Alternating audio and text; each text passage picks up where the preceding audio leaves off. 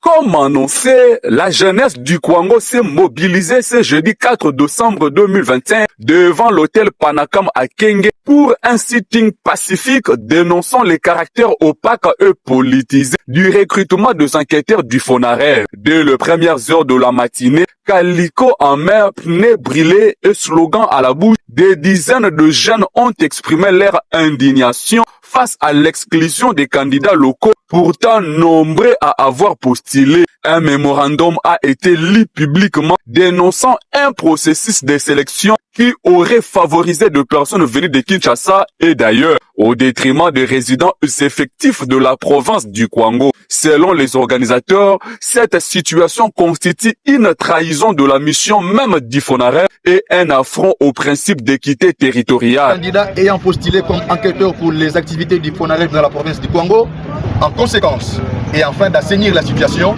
nous recommandons à FONARER ce qui suit. Suspendre la formation des enquêteurs prévue ce jeudi 4 décembre dans la ville de Kenge, reprendre l'analyse des dossiers et intégrant de manière prioritaire les candidatures locales.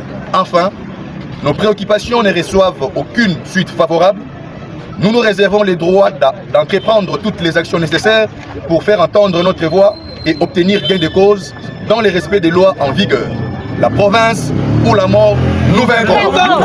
En réaction à cette mobilisation, le chef de l'exécutif provincial aurait ordonné la mise en place immédiate d'une commission de vérification de listes publiées. Cette commission serait composée de représentants de la jeunesse, du FONARER, des membres du cabinet du gouverneur et placée sous la coordination du maire de la ville de Kenge. Le gouverneur aurait par ailleurs affirmé que sur la commission établie une sous-représentation de jeunes ici des territoires du Kwango, il saisira personnellement la hiérarchie du FONARER pour corriger l'injustice. Une démarche est saluée comme un geste d'apaisement. Le sitting s'est déroulé dans les cadres sous encadrement de forces de l'ordre sans incident majeur. La jeunesse du Congo reste mobilisée et promet de veiller jusqu'à la révision effective de listes. Le combat continue, l'injustice ne passera pas. Paul Brinech Kouyakamana, Kwango Presse.